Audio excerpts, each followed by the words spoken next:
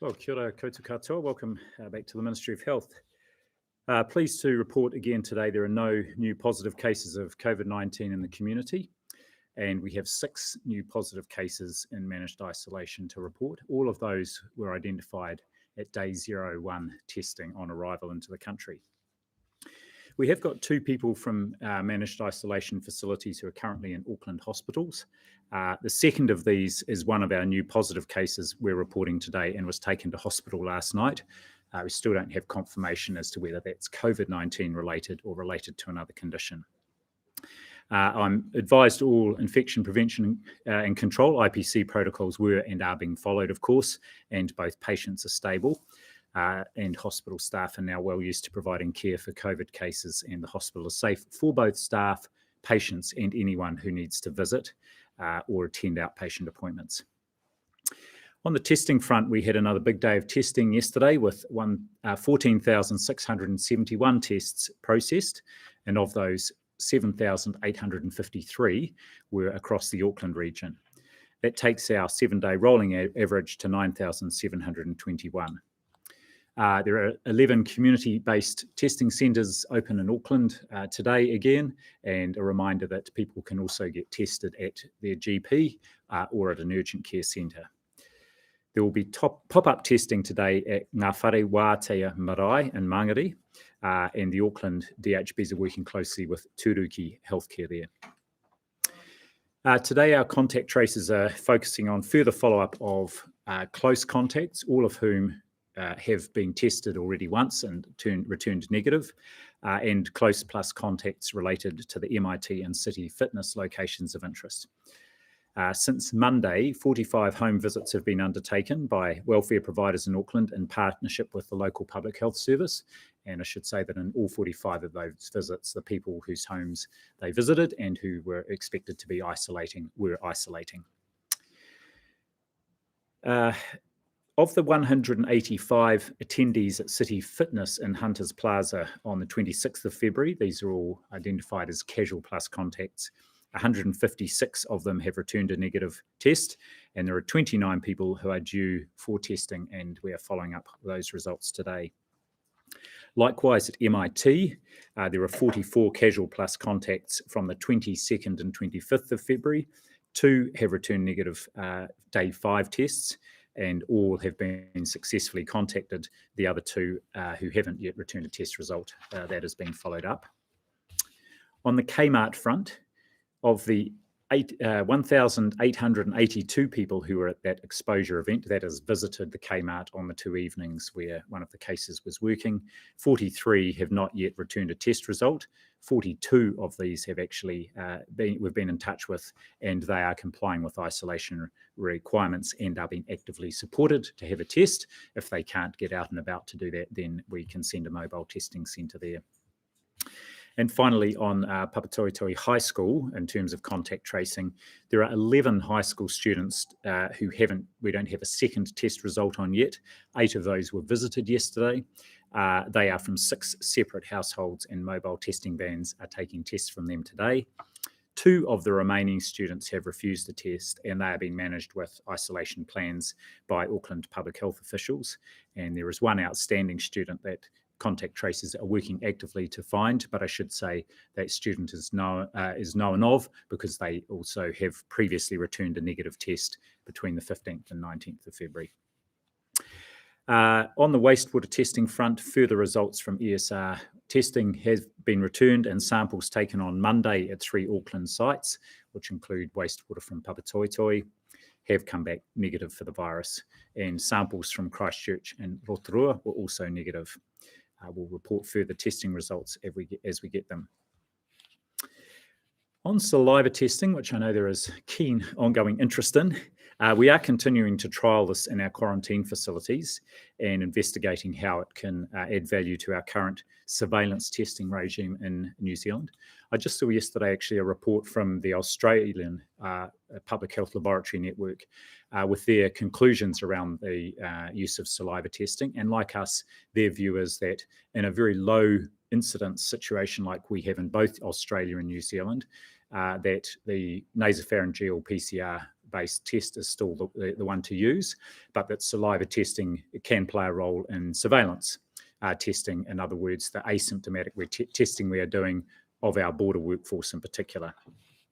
And at this stage, that's our view as well.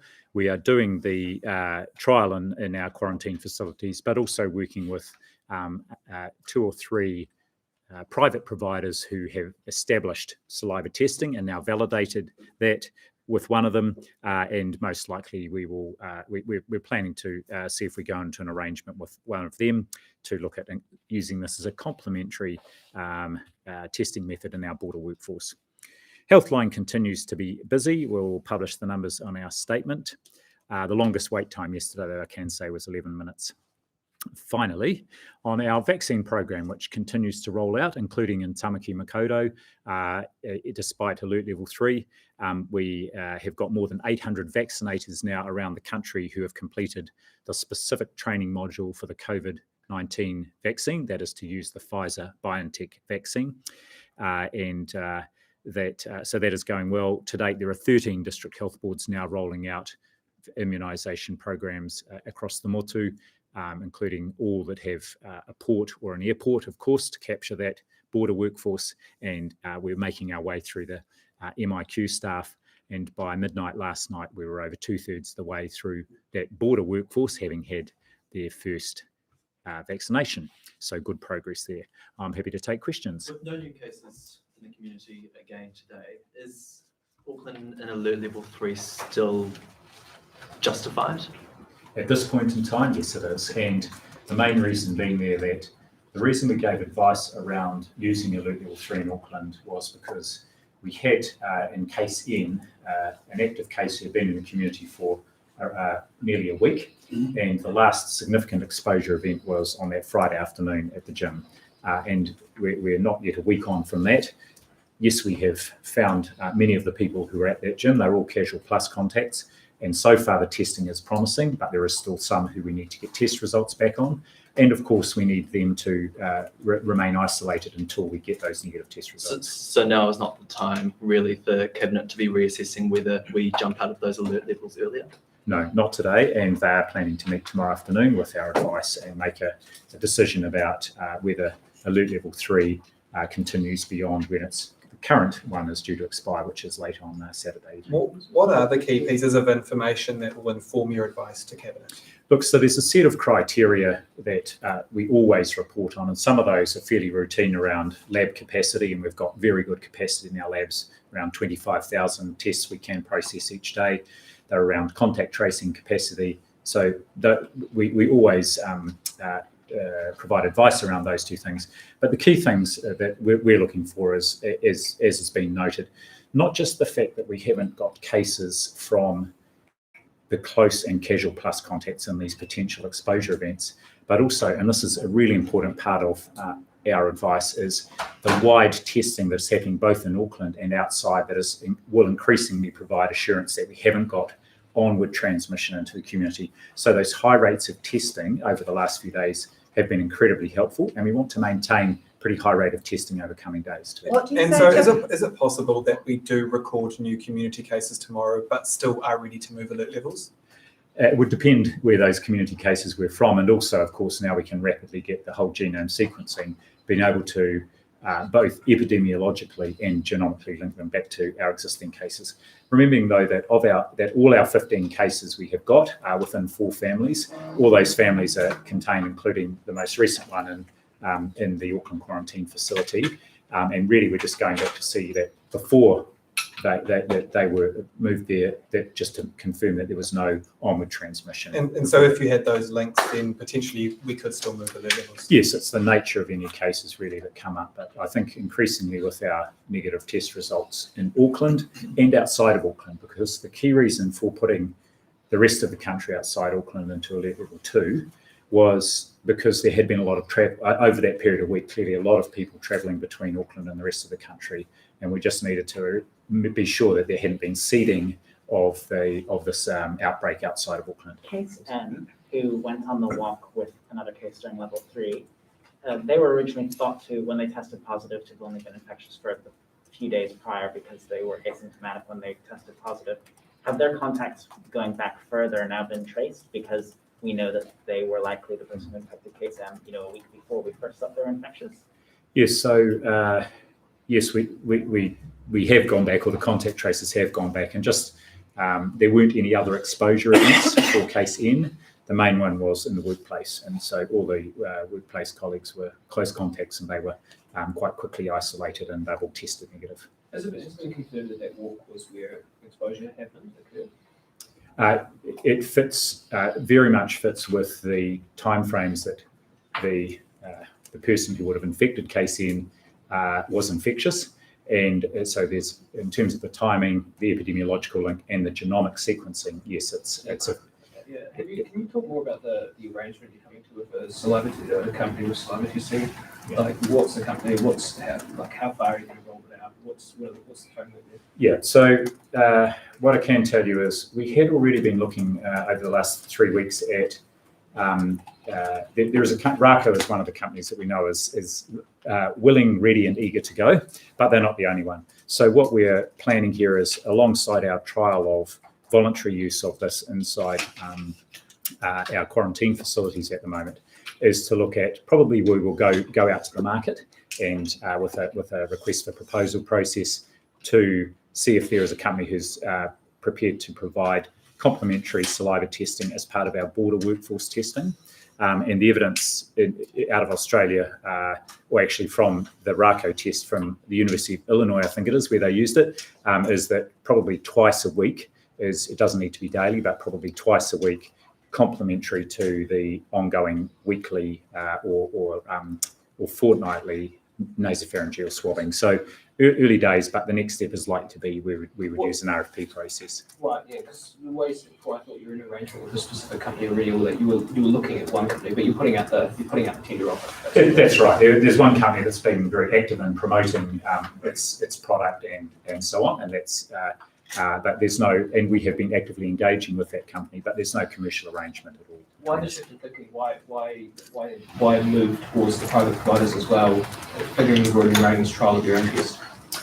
The main reason is that actually the saliva testing still uses the PCR laboratory process, so it's still a PCR test, and so our current labs are, there's quite a lot of work that they have on with the current testing right across the country, as well as the surveillance testing. So the idea would be, if we can get to an arrangement with a private provider, remembering that a good proportion, probably 40% of our nasopharyngeal swabs have been processed right from the start through private laboratories. So we've had private laboratories as part of this right from the start.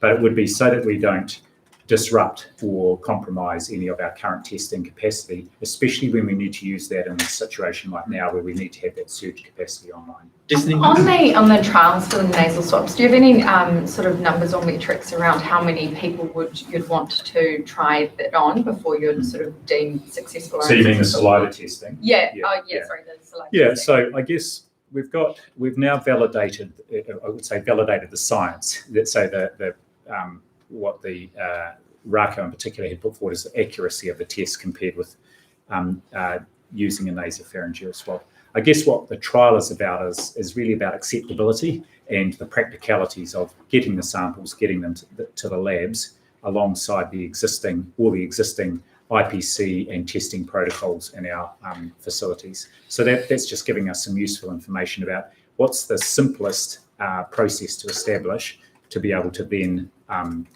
incorporate saliva testing as part of the ongoing surveillance. Do you have a time frame for those trials, or when you expect them? Well, they're ongoing at the moment, and I don't have a time frame for when that RFP might be going. The request for proposal might be going out, but it's actively underway. What would you like to see over the next 24 hours in terms of being confident of moving down the levels at the weekend, and what at the moment are your biggest areas of concern? So I think what we will be looking for over the next 24 to 48 hours, right through up till the final decision, is continuing that our close contacts remain in isolation, and we've got that at the moment, and the first tests were negative. That's good. I'd like to see the tail of those casual plus contacts, particularly from the gym visit, which is the last of the visit of the sort of big exposure events. last Friday afternoon. We'd like to see those test results coming in, and we're actively chasing those. And then, of course, just not seeing any other cases pop up from the testing across the community, because we're pretty confident now we've got a sharp perimeter around this particular outbreak. All those things will give us confidence that there hasn't been onward transmission. It sounds like there are some individuals who find it hard to contact or who are refusing tests at the moment. Is that concerning, or is it not? Because It's not really concerning. I guess, just to come back to our high school, where we had extraordinarily high rates of testing amongst the students and staff, not just the first time round, but also for that follow-up test. And I mean, this has been the case right from the start, that the vast majority of people who understand what's required do voluntarily get the test done, and of course isolate. And again, right from the start, this is not an enforcement-based approach. And I think we saw this morning that police released the data that I think they've done 1,000 prosecutions since March last year. And my understanding is most of those are for overt, repeated breaches of alert level expectations. But the vast majority of people are doing what's asked of them. And I understand all the data around traffic volumes and so on in Auckland is the same this time as it was in August in the alert level 3 that was in August as well. So people know what's expected and they do it, and that's how we've been successful. So with the vaccination program, there's been some push for the South Auckland community to be prioritised for vaccines. Is that something that you would like to see happen sooner for that group? What I can say is it's something we're already thinking about, and one of the reasons here is if we think about our border workforce, which is the majority of them are based in South Auckland, and also the fact that the last 2 outbreaks we've had in the community have been in South Auckland, we're putting a layer of protection by vaccinating that border workforce and their whānau. And then I think it makes sense that very early on, when we start to roll out further, the next layer of protection out would be to not just protect that community, but we would be protecting the wider country by vaccinating that community. So I've asked the team to start doing some thinking about how we would, when we start that wider rollout, go first into the South Auckland community. Absolutely. With those, Jim, tests that you are waiting for, given the significance of those test results, is it a bit frustrating that they are taking a bit of time to come back? Not frustrating at all. I mean, it's. I think there's been a lot of publicity. People know what the requirement is. All these people have been identified and contacted. Sometimes it's just a matter of doing a match from when the test was taken to be able to match it in the laboratory database, so we're confident we've got a negative test result on people. Sometimes just to get those last few people, we do have to send mobile units out to test them, but I'm confident we will be able to get there. Would you categorise those test results as a priority? Yeah, the priority is for us is to make sure we have tied up all the loose ends from the college, from the testing of other Casual Plus contacts, for example, in the earlier Kmart exposure, and in particular from MIT and the gym last week. How effective has the wastewater testing been? For instance, were they able to pick up these papatoetoe ones? Didn't pick up these papatoetoe ones. So we had a bit of a discussion about this, and I just got an update before I came down. So generally speaking, the wastewater testing will detect about, if there's 1 case per 10,000 people, about that level. So if you think about it in South Auckland, if there's 100 cases, it'll absolutely pick it up. If it's 10, most likely, but under 10, it's less accurate, but about 1 in 10,000. But what we do know is that we've been doing testing of the pipe that drains out from the area that the Jet Park Hotel is in, where we have our confirmed cases, and we routinely pick up positive wastewater test results there. So we know it works. That's our benchmark. But none of our results in papatoetoe over the last 2.5 weeks have shown that there have been enough cases to register a positive result there. Is that problematic then, I guess, moving forward? Because if we continue over time to have these sorts of size clusters, and this is kind of what the future looks like, in effect, does wastewater testing kind of become a little bit redundant in that? Well, talking to our Australian counterparts, where they use it quite extensively, and you might have seen in the last Melbourne little scare they had, they found positive results from different parts of the community around Melbourne, which is where they then directed their testing efforts. So it's complementary. The way they describe it is it provides another level of assurance. In other words, if we're getting tens of thousands of negative PCR test results from testing across the community, and our wastewater testing is negative, that's another level of assurance that we haven't got community transmission out there. But you can't actually rely on a negative result, because a negative result won't necessarily pick up a small amount. So No. you wouldn't be using that as a factor necessarily anyway, would you? A factor in Whether advising. there is actually community outbreak somewhere, you can't rely on that if the number's small. If the number is small, but again, if the number's small, then that gives and we've got negative testing of the wastewater and negative tests from all the community testing, it helps us triangulate that we're not missing something. In other words, there's not a chain of transmission out there that might have half a dozen, 10, 20 people that we would pick up through the wastewater testing. On the communications to the Papatoetoe High School students, have you identified anything that could be done better or differently in that? Not yet, but we will do that as part of it. We always go and do a formal sort of review with the public health unit, ourselves, our contact tracing centre, and our all of government colleagues. So we go right back through and do that in a more systematic way. So clearly that's something that's come up and that we would be looking at. We've had different views expressed on that, but what I would go back to and say that, that the college community, I think, responded fantastically, and I think it wasn't just the letters, but the communication that went out from the principal was clearly very, very good in helping provide the guidance and the expectation on that community. So we'll have a look at that, and I think there was a key learning there as well, that where you've got really good, visible, consistent leadership, like we had it from the college, that is hugely helpful. It's, again, complementary to any messages we might put out publicly or any specific letters that the community might get. And just on tests refusals, do you have sort of any insight into why they're being refused? No, I don't. The Prime Minister asked me that very question.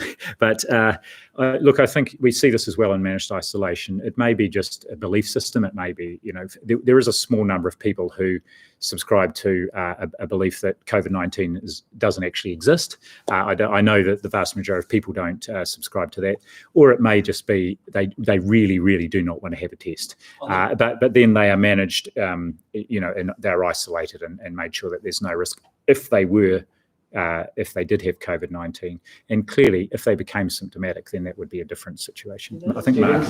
To those students who are refusing a test, did they get a test previously during that first round after February 14th? I think the two that are outstanding have not had a test at all. Yeah, all the way through. Yeah, we just published a story on a Malaysian MP who was visiting New Zealand over the summer. It's unclear how he was permitted into the country or whether he was in a managed isolation system. Do you know anything about this case? And were you ever asked to provide health advice for any sort of exemption to the MOQ system for this case? Sorry, I don't know anything about it. I'd have to go and find out the details on that one. On the 23rd of February, when you announced case I was a case, you said no one else in the household had symptoms. Yesterday it was said another sibling had symptoms on the 19th. Why has that information suddenly changed? Whenever we do a stand-up or put information out or communication out, we provide the information that we have at that time. And we always find that changes as further discussions are held with the families and family members. And in particular, with really good questioning about the sorts of symptoms people might have had that they might not necessarily have ascribed to COVID-19. So the information does change, and our commitment is to make sure we're providing the current information in a timely way. The day after, on the 24th, you spoke about more uncommon symptoms linked to the UK variant of aches and pains. Do you think it would have been useful to talk about those symptoms earlier on in our pandemic? Well, I mean, this is an interesting thing. We're talking about this just this morning, where some of the things that we see here in New Zealand, you haven't seen overseas, because if you reflect, say, of where this variant was first identified in the UK in the middle of winter, in a very heavily populated part of the United Kingdom, these things may not have been evident, but the variant just became more obvious, and so they did the work and found, look, this could be more transmissible. Now, the question of whether it's the variant that's more transmissible, how much of it was the fact that it was the middle of winter, whereas we're in a very different situation. And so what we observe is what Dr. Ian Town, my Chief Science Advisor, calls about things that are right on the periphery of the epidemic. So we might observe things that in another situation where you've got widespread infection just wouldn't rise to the top. And I think this is something about the symptom cluster here. And also because these have been younger people being affected here than we've had in the past, we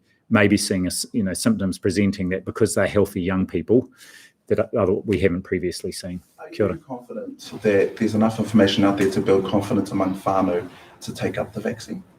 I'm confident we've made a really good start, but I also know we've got to just be absolutely meticulous in getting our advice out and information out through a range of channels, and having people who whānau, hapu iwi, actually trust. So people they trust, pointing them to the information, the right information. So that's been a focus right from the start. I think we've made a good start, but we're in the long game here, so we've got to keep the effort. Do you have a date on when that information will start to trickle down to people, like especially kaumātua koe in rural areas?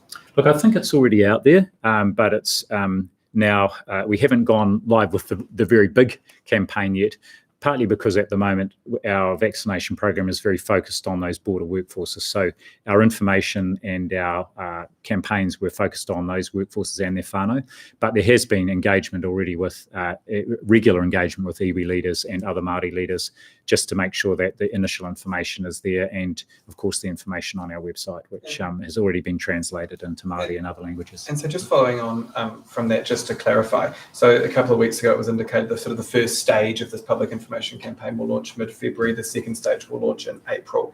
Is that sort of border workforce campaign, is that the first stage, and the big TV ads and everything, that's April? So the decision was taken because of the outbreak. I did follow this one up because of the outbreak, and also because we're not really starting we won't be starting the wider public campaign, the wider public vaccination program until the second half of the year, was just to hold off on the launching the big public campaign, but that will be at any time. So the plans sort of changed a little bit because of the yes, because the outbreak, and that became a focus, but it didn't disrupt or hold up the start and the ongoing rollout of the vaccine and among the border workforce. And Brian Tamaki's now been spotted in the South Island as our health boss. What do you make of that? Oh, he does get around, doesn't he? Yeah. Goodness. Is that putting people at risk, though, the fact that he was North and then sort of came down the North Island, now he's in the South Island, who knows? Well, there was a lot of travel from people out of Auckland to the rest of the country, and that's why we, I'm just getting my time reminder there, that's why we are using alert level 2 in the rest of the country. But I think, whether it's the Tamakis or anyone out of Auckland, the request of them has been clear that actually they should be minimising their interaction with large groups of people. And in fact, there should not be large gatherings anywhere in the country, because we're in alert level 2 everywhere outside of Auckland. On the Tamakis, Hannah Tamaki has stated on social media that she will choose not to receive the COVID-19 vaccine. How damaging is this, or dangerous is this, when communication and marketing is about to come out from the Ministry of Health on the vaccine rollout? Look, I think there are people, and here's someone who have clearly stated their intention not to get the vaccine. They may change their mind, but there are also many, many New Zealanders, and I'm one of them, who have clearly stated their intention to get the vaccine. And we're seeing already a marvellous response from our border workforce, who are protecting not just themselves, but the rest of us. And look, I'm confident we've got a really powerful narrative here, and that New Zealanders will, as they have to date as part of our response to COVID-19, they will take up the opportunity and make the decision for themselves. And just one more, sorry. Have you established who provided the health information to the United Against COVID-19 staff members, and whether that information they sent out Was accurate? I haven't established that. And my understanding is they were responding to a Facebook post, but I don't know the detail of where they got that information from. But what I would say, again, and this goes to your earlier question, is the information does change over time. And so they may have been making a post based on the information we had at that time. Down the back.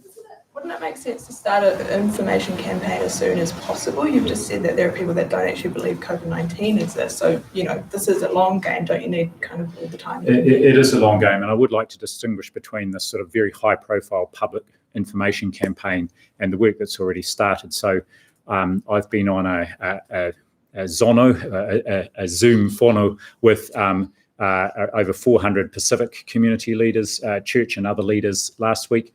I've done one this week with the Ethnic Office of Ethnic Affairs, about 150 leaders. Tonight I'm doing a Facebook Live with Minister Henare to reach out into the Māori community. So that's just one example of a number of things that are already underway to get the information out there.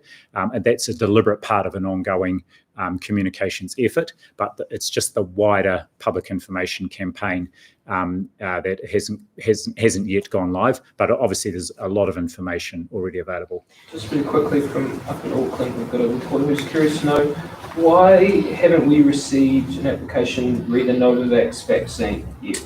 I presume that means MedSafe, the Ministry of Health, received an application for that vaccine. Yes, so we've had applications obviously from Pfizer, AstraZeneca and Janssen. The Janssen one is the next most advanced, and I asked for Chris James, the head of MedSafe, just for an update on that.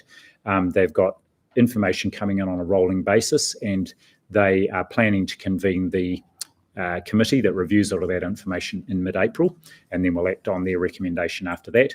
AstraZeneca is on a slightly slower time frame, but the Novavax vaccine is, again, it's just further behind in terms of the clinical trials, so we haven't yet had a formal application, but we're in discussion with the New Zealand agent of the manufacturers. Do you have a tagline? Do you have a tagline for the campaign? Unite for the vaccine or the like? That's been worked on by people who are brilliant in this regard, not me. But I'm very simple on this. I just encourage people to go and get good information and really strongly encourage people to be vaccinated. This is a safe and effective vaccine. Thanks very much.